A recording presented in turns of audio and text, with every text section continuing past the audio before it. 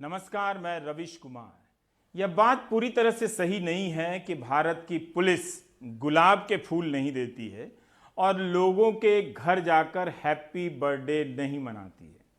कुछ हफ्ते पहले की तो बात है जब पुलिस हैप्पी बर्थडे मनाते हुए का वीडियो रिकॉर्ड करती थी और खुद ही वायरल करा देती थी।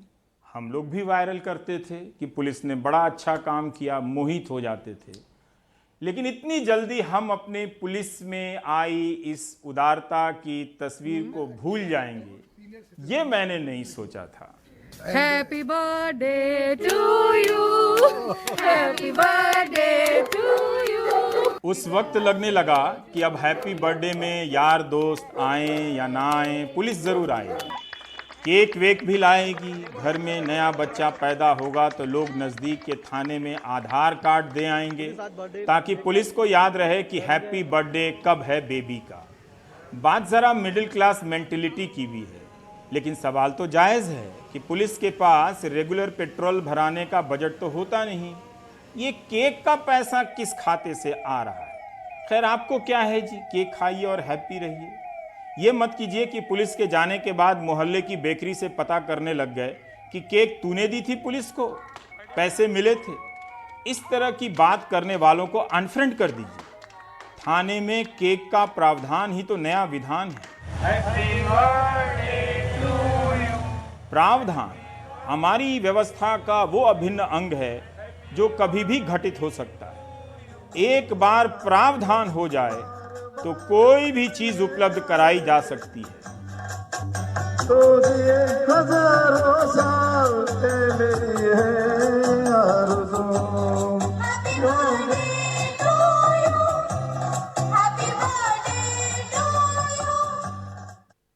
तालाबंदी के शुरुआती दौर में सरकार ने कोविड-19 के खिलाफ जो लड़ाई थी उसे काफी गंभीरता से लिया, कम से कम हम सभी को लग रहा था।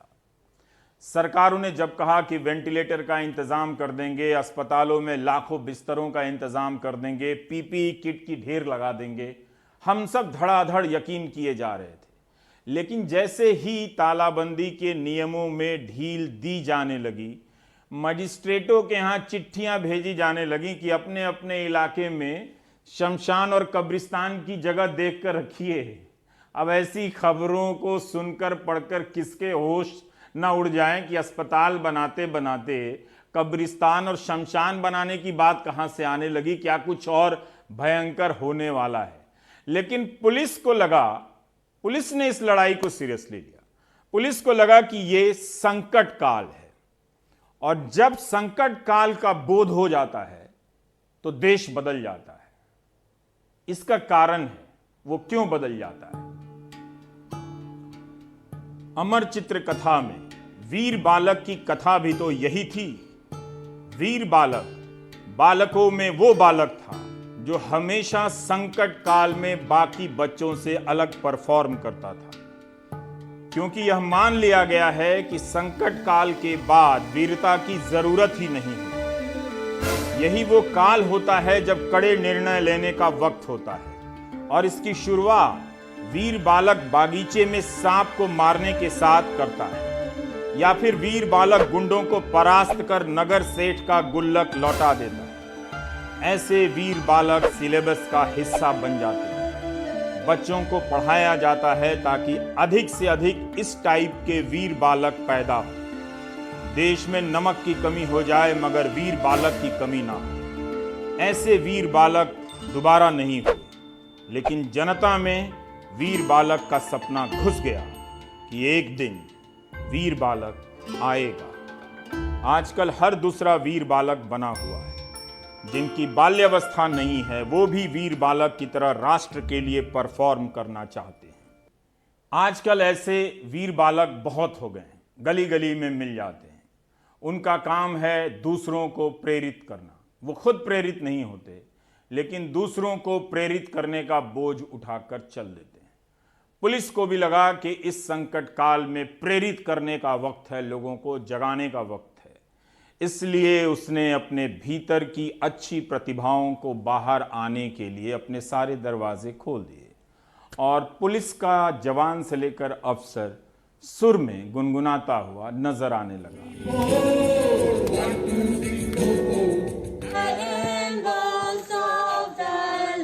এখন আর কেউ আটকাতে পারছে না সারাতাদি পীড়া घेऊन येतो ভিড়ের থেকে থাকলে দূরে করোনা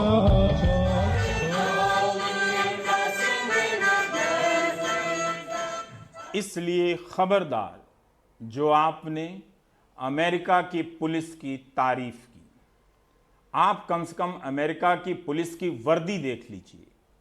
उसकी साफ सफाई से ही पता चल जाएगा कि उनकी पुलिस कितना काम नहीं करती है। अमेरिका की पुलिस वीकली ऑफ वाली पुलिस है। हमारी पुलिस बिना वीकली ऑफ के लगातार काम करते रहती है। इसके बाद भी दोनों देशों की पुलिस कई मौकों पर एक जैसा काम करती है। चलो चलते रहो। क्लासरूम के ठीक बाहर मुर्गा बनाने की प्रथा को सार्वजनिक करने का श्रेय हमारी पुलिस को दिया जा सकता है। तालाबंदी के बाद मजदूर जब घरों के लिए निकले, अभी अभी कोरोना को ठीक से समझे भी नहीं थे, पुलिस ने उन्हें मुर्गा बनाना शुरू कर दिया। अपराध मास्क नहीं पहने थे। भारत की जनता जानती है कि मुर्गा बनाना क्रूरता नहीं है, वो तो पाठ्यक्रम का हिस्सा है। इसलिए पब्लिक ने इसे इंग्लिश में इग्नोर और हिंदी में अनदेखा कर दिया। होता रहता है, मगर लोकल पत्रकार हिम्मत नहीं हारता है। वो पब्लिक के सम्मुख दूसरा वीडियो ले आता है।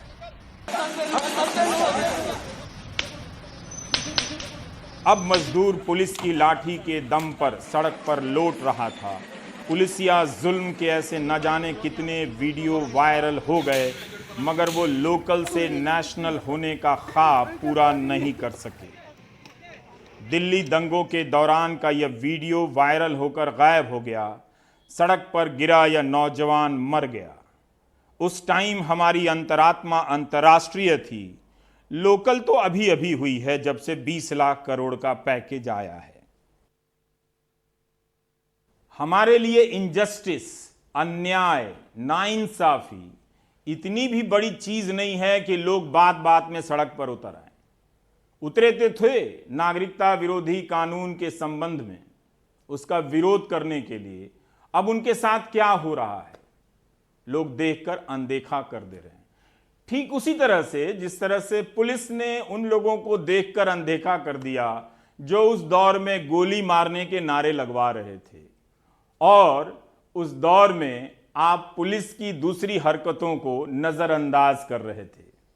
गद्दारों को गोली मारो, देश के गद्दारों को गोली मारो, देश के गद्दारों को गोली मारो। इसलिए मैं अमेरिका में हो रहे प्रदर्शनों और वहां की पुलिस को लेकर यहां हो रही चर्चाओं पर आने से पहले भारत की पुलिस का जिक्र करना चाहता था। बेशक आप पुलिस की नाइंसाफियों का जिक्र करें, पर उसका भी जिक्र करें, उन नाइंसाफियों का भी जिक्र करें जो पुलिस के साथ होती हैं। महीनों तक छुट्टियां नहीं मिलती, कई घंटे लगातार काम करते हैं हमारे सिपाही, पुलिस इंस्पेक्टर। और आलम यह है कि सुप्रीम कोर्ट के आदेश के कई साल बीत जाने के बाद भी पुलिस सुधार पूरी तरह से लागू नहीं हुआ है। बेशक यह दृश्य महान है। पुलिस का जनता के सामने घुटनों पर बैठ जाना सामान्य नहीं। हमने ऐसी पुलिस देखी है जिसने जनता के घुटने तोड़ दिए, उसे घुटनों पर बिठा दिया। हम भारतीयों को यह दृश्य क्यों दिखाया जा रहा है कि पुलिस घुटने पर बैठी है? जैसे एक प्रेमी अपनी प्रेमिका के सामने झुक जाता है, सजदा करता है। अमेरिका की ये पुलिस सजदे में है, यानी इबादत में है। वो अपने अहंकार की टोपी उतार चुकी है। वो कमज़ोर जनता को कानून की संगीन धाराओं में फंसाकर उसकी गर्दन कलम कर देने की ताकत छोड़ चुकी है। पुलिस के इतिहास में यह दृश्य निश्चित रूप से महानतम है, बस हम भारतीयों के लिए घोर आश्चर्यजनक। अगर हमारी पुलिस इस तरह जनता के सामने सजदे में आ जाए तो उस दिन से जनता और पुलिस के रिश्ते कितने सुंदर हो जाएंगे। हमारी पुलिस नहीं चाहती कि वो विधायक की पिट्ठू बने, लेकिन हमारा सिस्टम उसे ऐसा करने के लिए बनाता है।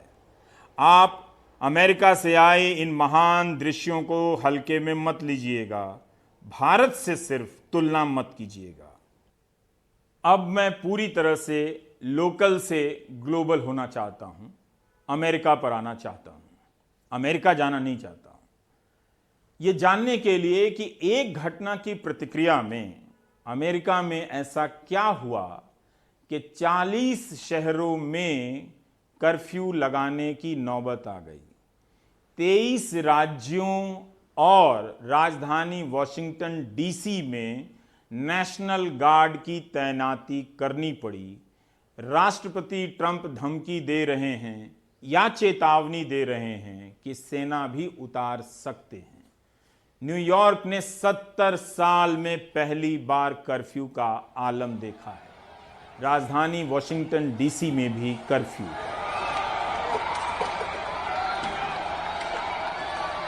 अमेरिका के कई शहरों में आक्रामक प्रदर्शन हो रहे हैं। इनमें लूटपाट, आगजनी भी हो रही है। दुकानें जला दी जा रही हैं, लूट ली जा रही हैं। वहां की हिंसा में 5 लोगों की मौत हो चुकी है। हाईवे पर ट्रकों को रोका जाने लगा है, ड्राइवर को उतारकर मारा जाने लगा है। उत्साही भीड़ ने पुलिस को भी निशाना बनाया है। जनता पुलिस के ही खिलाफ हो गई। अटलांटा में प्रदर्शनकारी हिंसक हो गए। CNN के दफ्तर को घेर लिया। हालात इस कदर बिगड़ गए कि राष्ट्रपति ट्रंप ने राज्यों में सेना की तैनाती की चेतावनी जारी कर दी।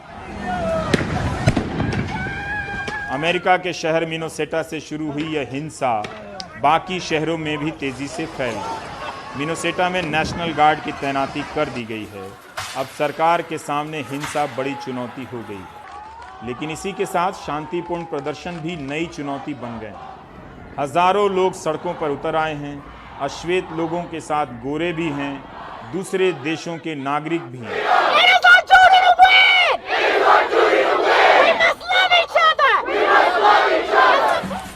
जिस व्यक्ति की मौत के बाद हिंसा भड़की थी, उसके भाई ने शांति की अपील की है।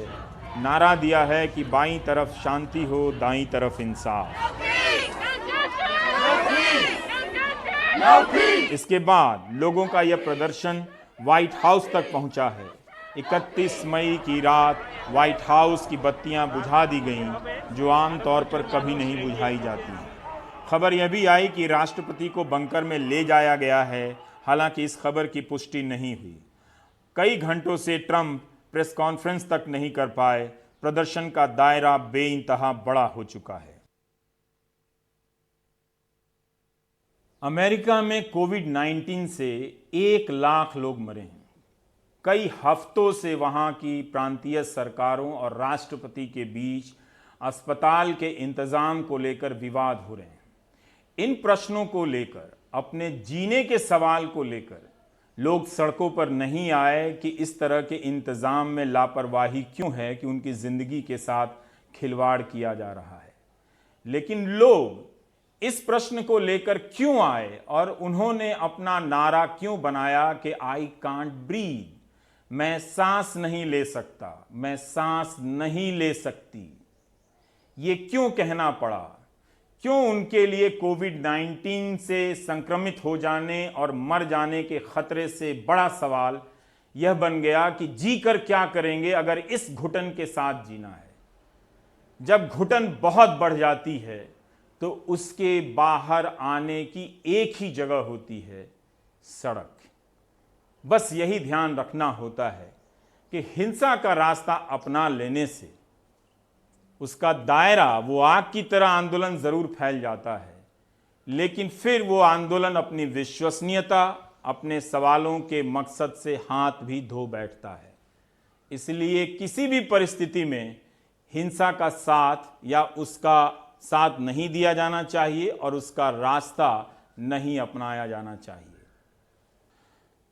अश्वेत जॉर्ज फ्लॉयड कोरोना के कारण बेरोजगार हो गया था। वो $20 का एक नकली नोट लेकर दुकान पर पहुंचा। दुकानदार ने पुलिस बुलाई तो जॉर्ज ने भागने की कोशिश नहीं की। पुलिस ने हथकड़ी पहना दी। जब जॉर्ज प्रश्न करता है तो पुलिस उसे ज़मीन पर गिरा देती है। My face is gone. I can't breathe, man. George की गर्दन पर एक पुलिस वाला गर्दन टिकाकर बैठ जाता है। जॉर्ज बार बार कहता है कि वह सांस नहीं ले पा रहा है। I can't breathe, man. Please. वहाँ मौजूद लोग जो वीडियो बना रहे थे वे भी पुलिस से आग्रह करते हैं कि ऐसा ना करें, लेकिन पुलिस का घुटना दबता जाता है और जॉर्ज फ्लॉयड की जान निकल जाती है। आई कांट ब्रीथ उनके अंतिम शब्द थे। यह वीडियो वायरल होता है मगर वायु में विलीन नहीं होता, आग की लपट में बदल जाता है और इस वीडियो के सहारे अमेरिका के तमाम शहरों में हजारों लोग सड़कों पर उतर आते हैं। Yet, bro. Where? Okay, bro, you're a bum, bro. You're a bum, bro. You're definitely a bum, bro. और इस पर हम बात करना चाहते हैं कि अमेरिका में ये जो प्रदर्शन हो रहे हैं उन प्रदर्शनों की प्रकृति क्या है, क्यों उसमें इतनी हिंसा हो रही है, किस तरह के लोग उसमें शामिल हैं। हमारे साथ न्यूयॉर्क से योशिता सिंह जुड़ रही हैं जो पीटीआई की संवाददाता हैं वहाँ पर। योशिता, आप ही बताइए कि हम तो यहाँ से यही पढ़ रहे हैं कि 40 शहरों में कर्फ्यू है, 23 राज्यों में नेशनल गार्ड की तैनाती हो गई है। तो भारत के दर्शकों के लिए अमेरिका में कर्फ्यू लगने का क्या मतलब है? क्या वो इसी तरह से जैसे भारत में कर्फ्यू है उसी तरह से वहाँ भी कर्फ्यू का ये सीन है जो जब तब लगा दिया जाता है? जी बिल्कुल रवीश, यहाँ पे स्थिति बहुत ही ज्यादा दिन ब दिन खराब होती जा रही है। जो जॉर्ज फ्लॉयड की जो मृत्यु हुई है उसके बाद पिछले एक हफ्ते में इतने प्रोटेस्ट्स हो रहे हैं पूरे देश में, न्यूयॉर्क में, वॉशिंगटन में, कई बड़े शहरों में बहुत ज्यादा प्रोटेस्ट हो रहे हैं और कुछ पीसफुल प्रोटेस्ट भी हैं जहाँ प्रदर्शनकारी अपना चुपचाप बैठे हैं, वो अपना प्रोटेस्ट कर रहे हैं। बट कई जगह ऐसी हैं जहाँ लूटपाट की भी बहुत ज्यादा केसेस सामने आ रहे हैं, वायलेंस हो रहा है जिसकी वजह से कर्फ्यू लगा दिया गया है। न्यूयॉर्क सिटी में भी कर्फ्यू लगाया गया है और प्रदर्शनकारी और पुलिस के बीच में मुठभेड़ भी हो रही है। तो इसके चलते कर्फ्यू लगाया गया है, रात में लगा रहे हैं, लेकिन तब भी कई शहरों में ये देखा जा रहा है कि कर्फ्यू लगने के बाद भी लोग सड़कों पे हैं, लूटपाट मचा रहे हैं। मैं न्यूयॉर्क की बात अगर आपको बताऊं तो यहाँ मैडिसन एवेन्यू, फिफ्थ एवेन्यू, जहाँ दुनिया भर के आलीशान ब्रांड्स की दुकानें हैं, उनमें लूट मार मचाई जा रही है, ग्लास तोड़े जा रहे हैं, लोग वहां से चीजें चुरा के भाग रहे हैं। तो कई प्रोटेस्ट ऐसे हैं जो पीसफुल हैं, डेमोन्स्ट्रेशंस अपनी बात रख रहे हैं, लेकिन ये जो लूटपाट की वारदात हो रही है उसके चलते काफी यहाँ पे स्थिति गंभीर हो गई है। जो शांतिपूर्ण प्रदर्शन हो रहे हैं उनमें किस तरह की बातें उठ रही हैं, किस तरह के नारे हैं, बता सकती हैं? हम समझना चाहते हैं कि अमेरिका के लिए ये नया नहीं है जी। वहाँ नस्ल भेद की खबरें आती रहती हैं, कोई बंदूक लेकर चला जाता है, किसी को मार देता है, चर्च में गोली चला देता है, स्कूल में गोली चला देता है, बाहर सड़कों पे गोली चला देता है। लेकिन इस बार ऐसा क्या हुआ है जिसके कारण इतनी बड़ी संख्या में लोग सड़कों पर उतर आए? जी बिल्कुल, जब जॉर्ज फ्लॉयड की जो अंतिम क्षण हैं, जो लोगों ने सोशल मीडिया पे भी डाले हैं, जो वीडियो में कैप्चर हुए हैं, उसमें जब पुलिस उनके गर्दन पे 9 मिनट तक लगभग अपनी जो नी रखा रहा, जो पुलिस वाले जिन्होंने ये किया है, तो तब जॉर्ज फ्लॉयड बोल रहे थे आई कांट ब्रीथ।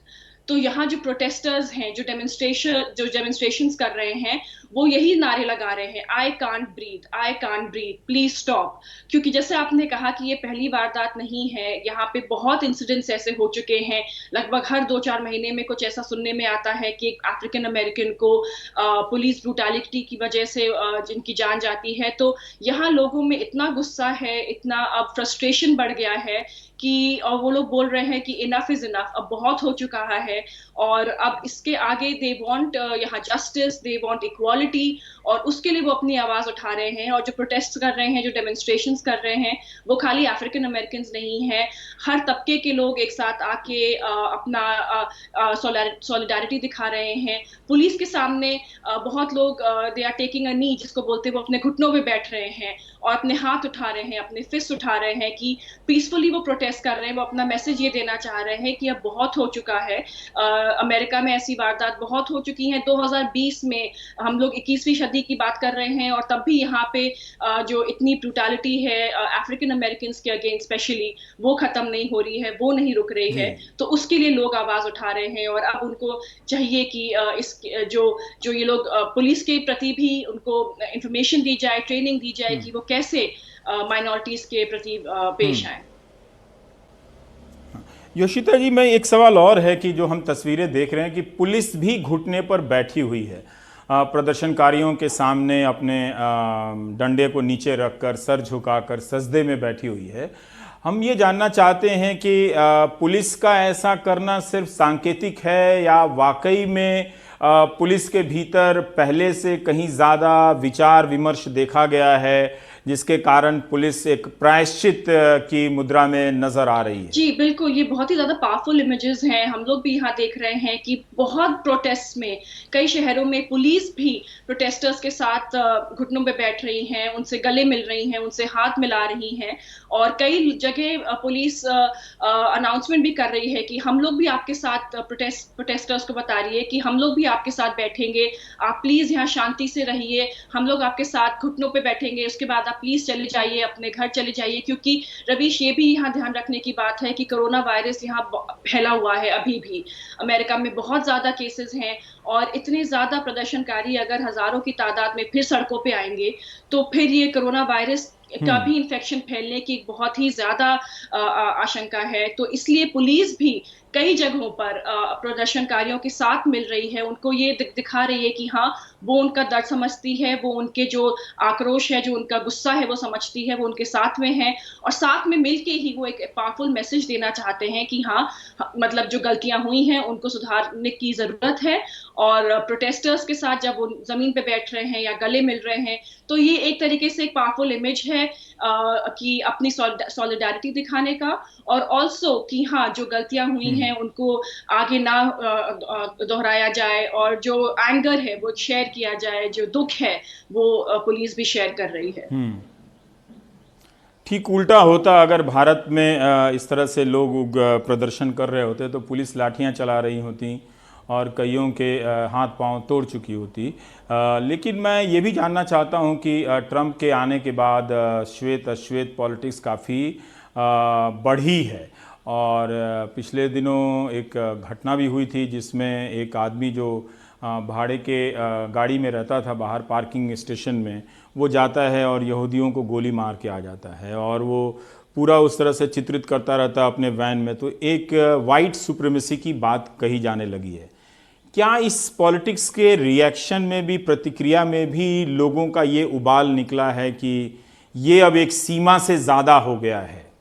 और ट्रंप की प्रतिक्रिया जो जिस तरह से रही है उसके बारे में भी बताइए, मेरे दोनों सवाल के जवाब। जी बिल्कुल, मतलब यहाँ बिल्कुल लोगों में अब ये जिससे बोलते हैं कि पारा के ऊपर चला गया है कि अब बहुत हो चुका है। और जो प्रेसिडेंट ट्रंप की जो आपने बात कही है, बिल्कुल मतलब इन 4 सालों में हम लोगों ने देखा है कि कैसे प्रेसिडेंट ट्रंप की जो उनका एक बेस है जिससे वो बात करते हैं और काफी उनकी ट्वीट्स हैं जो ऐसे मौकों पे आई हैं जो भड़काने की बात करती हैं, जो जिसको हम बोलेंगे इंसाइट करती हैं।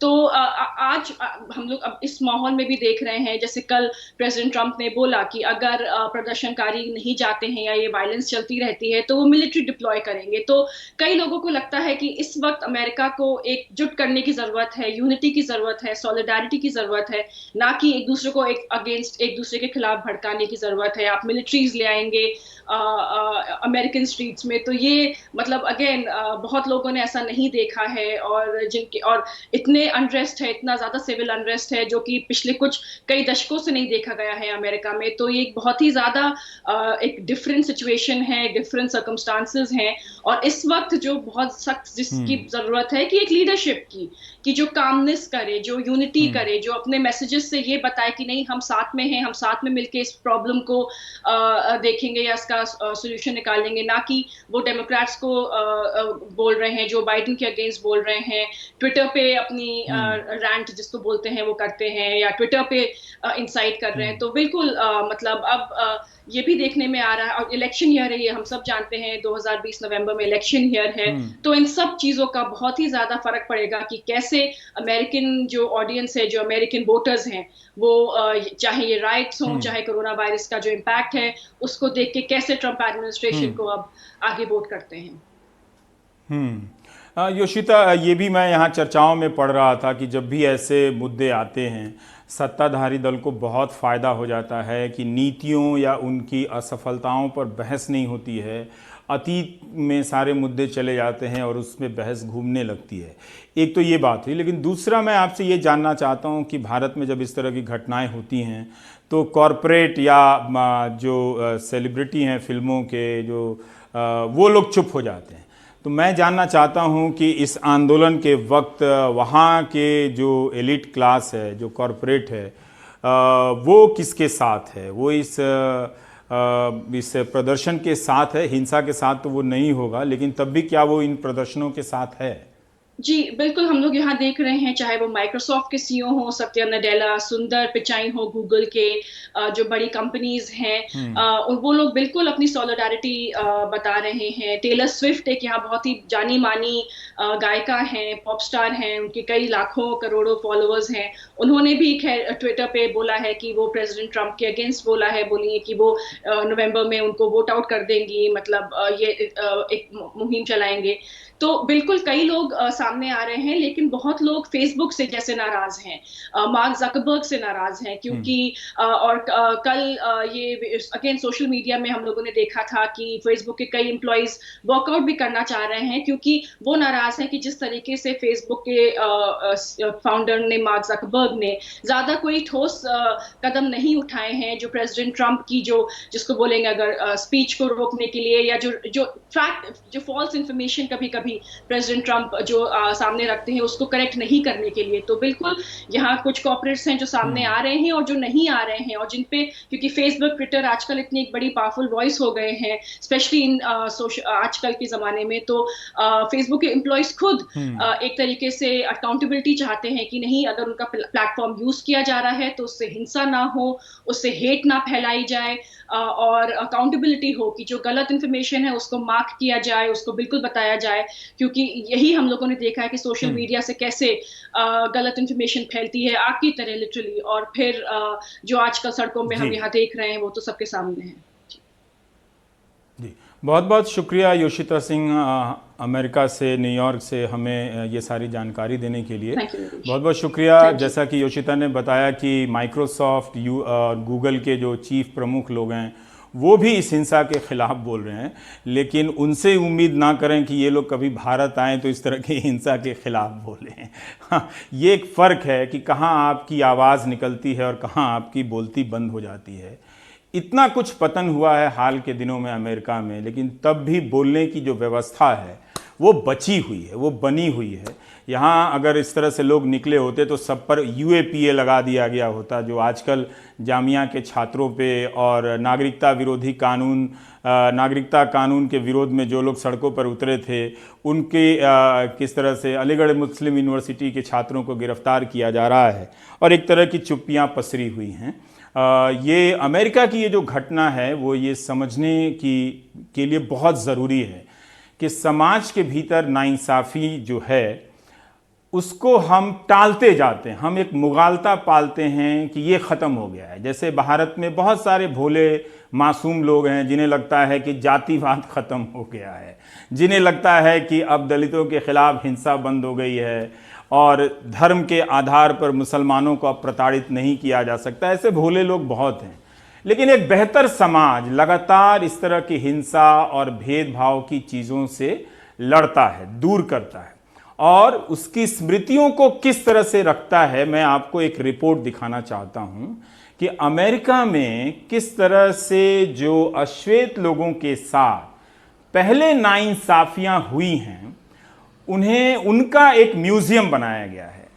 ये आप रिपोर्ट देखिए जो पहले हमने प्राइम टाइम में दिखाई थी, लेकिन फिर से दिखाना चाहता हूं, उसके बाद हम एक और बातचीत करेंगे। अमेरिका में एक दौर था जब अश्वेत पकड़कर मार दिए जाते थे राह चलते हुए। उन्हें इंसाफ नहीं मिलता था। लंबा दौर निकल गया और समाज को लगा कि उनकी हत्या का कभी हिसाब नहीं होगा, लोग भूल चुके होंगे, कोई इतिहास नहीं होगा। लेकिन ऐसा होता नहीं है। इंसाफ की मांग अपने समय से खड़ी हो जाती है। उसी अदालत और पुलिस का दरवाज़ा खटखटाती है जहां से इंसाफ नहीं मिलता है।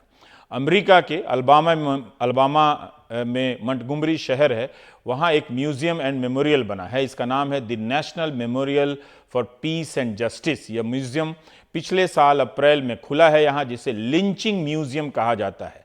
ब्रायन स्टीवेंसन नाम के पब्लिक इंटरेस्ट लॉयर ने, वकील ने इसकी कल्पना की थी और बना दी। इस म्यूजियम को देखने के लिए अब देश विदेश से लोग यहाँ आते हैं।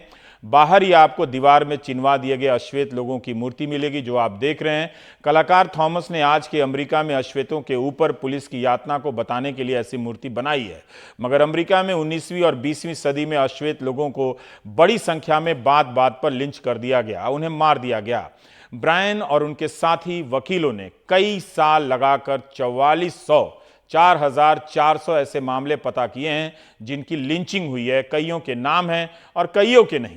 आप यहां देख सकते हैं कि सबके नाम को शहर के नाम के साथ इस स्टील के फ्रेम में लटका दिया गया है। जिस पर नाम लिखा है वो जंग खाए लोहे की पट्टी है। यहां पर 800 से अधिक ऐसी पट्टियां लटकी मिलेंगी। 800 इसलिए हैं क्योंकि वे उन काउंटी का प्रतिनिधित्व करती हैं जहां लिंचिंग की घटनाएं हुई। 8 साल तक इन वकीलों ने रिसर्च किया और एक एक मामले को जमा किया। इनके रिसर्च के अनुसार एक साल में औसतन लिंचिंग के 60 मामले हुए। अलबामा से यासिर और शोएब ने यह वीडियो भेजा है जो वहां घूमने गए थे और चाहते हैं कि लिंचिंग जैसी मानसिकता उनके प्यारे वतन में कभी न पनपे, किसी भी रूप में ना रहे। मकसद यही है कि हम ऐसा काम ना करें जिससे आगे जाकर किसी को शर्मिंदा होना पड़े और सबक सीखें कि हिंसा का इतिहास कभी गौरव का इतिहास नहीं होता है। जिस जगह पर लिंचिंग म्यूजियम बना है वहां पहले गोदाम हुआ करता था जहां पर अश्वेत लोगों को हिरासत में रखा जाता था, उनकी मंडियां सस्ती थी। उसी जगह पर आज ये लिंचिंग म्यूजियम बनकर तैयार है। यह कलाकृति यहाँ की बता रही है कि कैसे अश्वेत लोगों को पीटा गया, मारा गया, उन पर कोड़े बरसाए गए। ये जो मूर्ति आप देख रहे हैं अभी, यह सब याद दिलाने के लिए है कि अमेरिका के इतिहास में एक दौर ऐसा था जब बेजुबान अश्वेतों को राह चलते घेरकर मारा गया, उन्हें इंसाफ नहीं मिला। शायद यही इंसाफ का एक तरीका है कि स्मृतियों में नाइंसाफी को दर्ज कर लिया जाए, ना भूलने दिया जाए। ना भूलने देना भी एक तरह से इंसाफ है। भारत में भी ऐसे कई नरसंहार हुए, उनका भी इस तरह का म्यूजियम होता तो लोग शायद सीखते कि हिंसा भविष्य की अंतरात्मा पर भारी बोझ छोड़ जाती है। इस म्यूजियम में जाने के लिए टिकट लेना पड़ता है। यहाँ सिर्फ नाम नहीं है बल्कि कई लोगों का ब्यौरा है कि उस दौर में उनके साथ क्या क्या हुआ, कैसे मार दिए गए। भारत में भी लिंचिंग म्यूजियम की सख्त ज़रूरत है।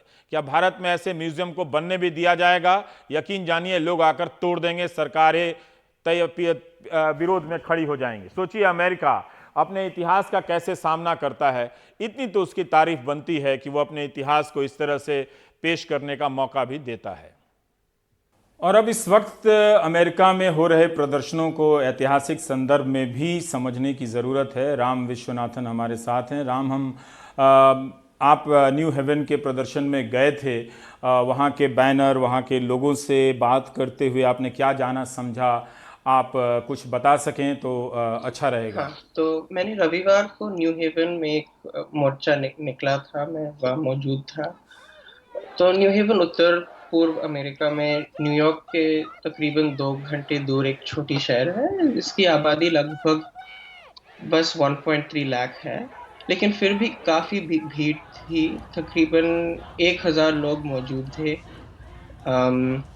और ये प्रदर्शन शहर के डाउनटाउन इलाके में शुरू हुआ, फिर उसके बाद हाईवे की ओर गया जहाँ जो इंटरस्टेट हाईवे है उनमें यातायात के प्रवाह को बंद कर दिया। और फिर प्रदर्शनकारियों ने वापस शहर के पुलिस स्टेशन के सामने खड़े हो गए और प्रदर्शन में किसी तरह का हिंसा नहीं दिखा था, लेकिन ये तो साफ तौर पर जाहिर था कि प्रदर्शनकारियों बहुत नाराज और परेशान थे। एक तरह से गुस्सा और तनाव का माहौल ठीक तरह से दिखाई दे रहा था। जो निजी तौर पर मैंने पिछले कई सालों में नहीं देखा है। और एक खास बात यह भी है कि प्रदर्शन का तकरीबन आधा हिस्सा अफ्रीकन अमेरिकन लोग नहीं थे, बल्कि अलग अलग रंग के लोग शामिल थे। इस घटना को मतलब अश्वेत लोगों और पुलिस के बीच का झगड़ा के नजरिए से सिर्फ नहीं देखना है। मामला इससे काफी ज्यादा सुलझा है और अलग अलग समुदाय के बीच में एक मजबूत भाईचारा भी दिखाई दे रहा है। राम, ये दो लैंडमार्क हैं अमेरिका के इतिहास में रेसिज्म, नस्ल भेद के ख़िलाफ़। 1865 है जब सिविल वॉर के बाद स्लेवरी दास्ता ख़त्म की जाती है। फिर 1964 है जब मार्टिन लूथर किंग जूनियर का वो दौर है जब सेग्रीगेशन, यानी जब तब बसों में श्वेत के लिए अलग सीटें थीं, रिज़र्व की गई थीं और इस तरह के सेग्रीगेशन किए गए थे, वो ख़त्म किया जाता है। कई बार लगता है कि अमेरिकी समाज ये मानकर चलता है कि ये भेदभाव उसके यहाँ से ख़त्म हो गया है। हाँ, आपने एकदम ठीक कहा कि जैसे इतिहास में बार बार कहा जाता है कि हाँ, जो 1861 से 1865 का सिविल वॉर था और फिर 1964 और 1965 में जो नए कानून पास हो गए थे, वहाँ इस लोगों को अब ये समझ में आ रहा है कि इन दो जो लैंडमार्क मोमेंट्स हैं, इसके बाद हम नहीं कह सकते कि पूरी तरह से एक रेशियल इक्वालिटी हमने प्राप्त की है। हम नहीं कह सकते कि मार्टिन लूथर किंग के ज़माने के बाद पूरी तरह से प्रॉब्लम को, रेशियल इनइक्वालिटी को निकाल दिया जाए। और काफ़ी इतिहासकारों अब ये मानते हैं कि वो सिविल राइट्स मूवमेंट जो 60s में हुआ था, उसके बाद असल में काफ़ी ज़्यादातर अफ्रीकन अमेरिकन सोसाइटी को काफ़ी तकलीफ मिली। और जैसे जो दो तरह के एग्जाम्पल्स दे सकता हूँ कि इन 80s और 90s खास तौर पर एक सरकार की ओर से एक कह सकते हैं कि जो ऐलान किया था war on drugs, war on crime, war on terror, उसका मतलब ये था कि और जिस तरह से उन सब जो जंग का ऐलान किया था, उनके शिकार बन गए अफ्रीकन अमेरिकन कम्युनिटीज, कि पुलिस के जरिए एक अफ्रीकन अमेरिकन बॉडी को कंट्रोल करना, उसको जेल में डालना। हम ये अभी साफ तौर पर देख सकते हैं कि अमेरिका में 2 मिलियन से ज्यादा लोग जेल में हैं, जो दुनिया की सबसे बड़ा संख्या है, और पिछले 40 सालों में 500% से ज्यादा बन गया है। बहुत बहुत शुक्रिया राम विश्वनाथन ये जानकारी देने के लिए। ब्रेक के बाद हम बात करेंगे मुंबई की।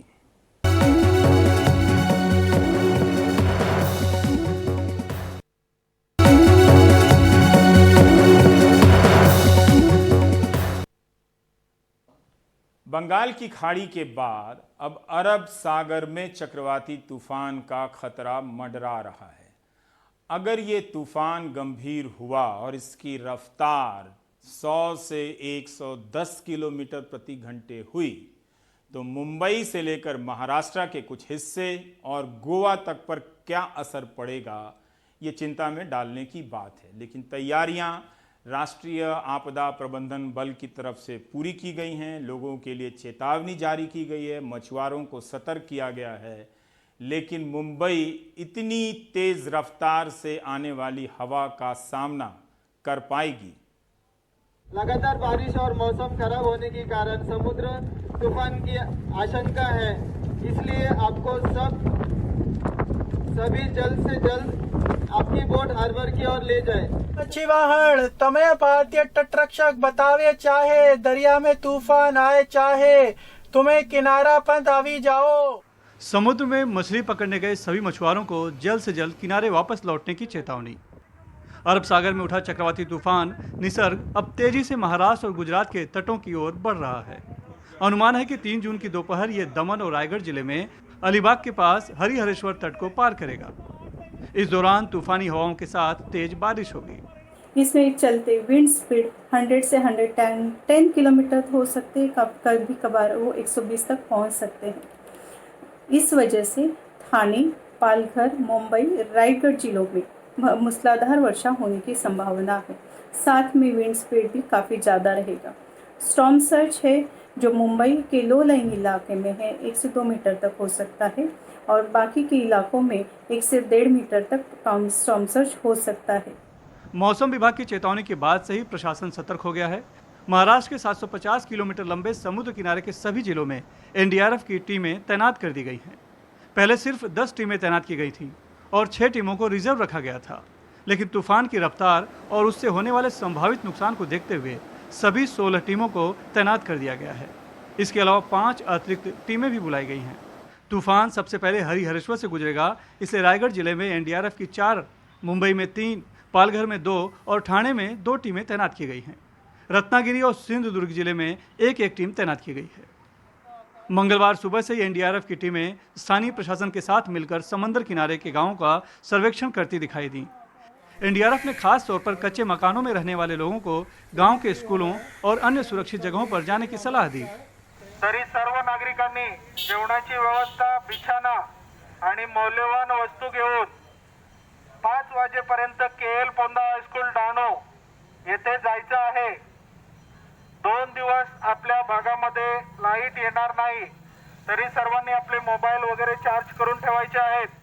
खतरे को भांप लोग खुद भी सुरक्षित स्थानों पर जाने लगे हैं। हम पहले से उधर जाकर रहेंगे, फिर नुकसान नहीं होना चाहिए। फिर कुछ नुकसान हुआ तो सब लोग ही कुछ हो गया किसी को तो डर भी लगता है। जब तक प्रभावित हो सकता है तूफान से, तो उसके लिए क्या व्यवस्था की गई है आप लोगों के? उसके लिए हम लोगों ने उन लोगों के लिए रहने के लिए हमारा हॉल है, 10-12 जगह में स्कूल है, हॉल है, उस जगह में रहने के लिए हमें व्यवस्था की है उन लोगों की। चक्रवाती तूफान निसर्ग भले ही दमन और रायगढ़ जिले के हरिहरेश्वर में तट को पार करेगा, लेकिन उसका असर मुंबई, ठाणे और पालघर में भी पड़ना तय है। उस दौरान भारी बारिश के साथ तेज रफ्तार हवाएं भी चलेंगी। इसके मद्देनजर मुंबई के समुद्र किनारों पर भी सुरक्षा बढ़ा दी गई है। मुंबई इन दिनों कोरोना के प्रकोप से भी जूझ रहा है। मुंबई में करीब 22,000 कोरोना के मरीज हैं, जिनमें से कई का अस्पतालों में इलाज चल रहा है। तूफान से अस्पतालों की बिजली न जाए, इसके लिए विशेष इंतजाम करने के निर्देश दिए गए हैं। तेज हवा से टेंटों में बने अस्थायी अस्पतालों को नुकसान पहुंच सकता है, लिहाजा वहां के मरीजों को सुरक्षित केंद्रों पर ले जाया जा रहा है। तो हमने वो सारे प्रोविज़न करके रखे हुए हैं। साइमल्टेनियसली अगर आप देखेंगे तो मुंबई में जो मेकशिफ्ट हॉस्पिटल्स जो हमने बनाए थे MMRDA में, जिसमें कुछ पेशेंट्स थे, उन पेशेंट्स को भी जो है हमने रिस्क ना लेते हुए उसको जो है दूसरी जगह पे शिफ्ट किया गया है। और जो हॉस्पिटल्स जहाँ पे ICU और वेंटिलेटर पे जहाँ पे पेशेंट्स है, वहाँ पे हमने जनरेटर रखे हुए हैं, ताकि अगर बिजली की कोई समस्या आती है तो वहाँ पे कोई ऐसी असुविधा ना हो। बारिश के मौसम में मुंबई वैसे ही बदहाल हो जाती है। इस बार तो पूरा प्रशासन कोरोना का सामना करने में जुटा है। नतीजा मानसून से पहले इस बार नालों की सफाई भी महज 15 से 20% ही हो पाई है। अगर शहर में पानी भरा तो उसकी निकासी का रास्ता भी साफ नहीं है। मौसम विभाग के मुताबिक बीती 1 सदी में ये पहला चक्रवाती तूफान है जो महाराष्ट्र के तट से टकराएगा। इससे पहले 1948 और 1980 में 2 बार चक्रवाती तूफान उठा था, लेकिन वो तट से नहीं टकराया, समुद्र में ही कमजोर पड़ गया। इस बार मामला अलग दिख रहा है। साफ है ये साल महाराष्ट्र के लिए बड़ी बड़ी चुनौतियां लेकर आया है। ये चक्रवाती तूफान कोरोना से जूझ रहे प्रशासन के लिए तो दोहरी चुनौती बनकर आया ही है, लेकिन तकरीबन 70 दिनों से अपने घरों में लॉकडाउन आम लोगों के लिए भी किसी मुसीबत से कम नहीं। मुंबई से सुनील सिंह, NDTV इंडिया के लिए।